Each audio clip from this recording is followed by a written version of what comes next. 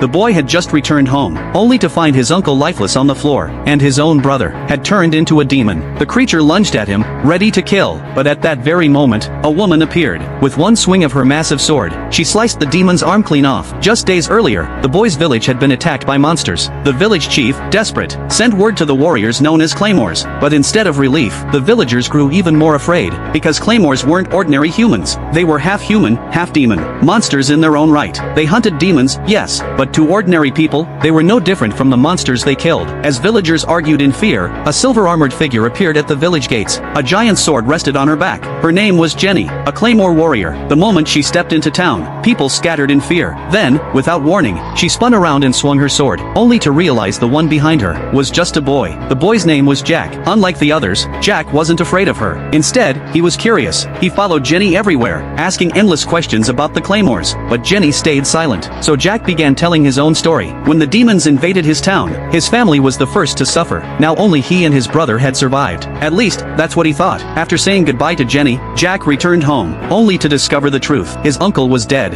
and his brother was no brother at all. The demon had killed him long ago, using his skin to walk among humans. Now exposed, the demon tried to finish Jack, but Jenny arrived just in time. Her blade struck, and the monster was no more. Yet instead of gratitude, the villagers turned on Jack. They said he was tainted by the demon's touch, and by Jenny's presence, so they cast him out, abandoning him in the desert to die. When Jack awoke, he was in an inn. The innkeeper told him the one who saved him was Jenny. Grateful, Jack searched for her, but instead, he ran into another demon. This one took him hostage, forcing Jenny to throw away her sword. The creature struck, its claws tearing straight through her body, but Jenny rolled with the demon, dragging it toward where her sword had fallen. With her last ounce of strength, she grabbed the blade and cut the monster down. After the fight, Jenny looked at Jack. His suffering reminded her of herself as a child, so this time, she didn't walk away. She let him stay by her side. Would you ever choose to become a half-human, half-demon warrior?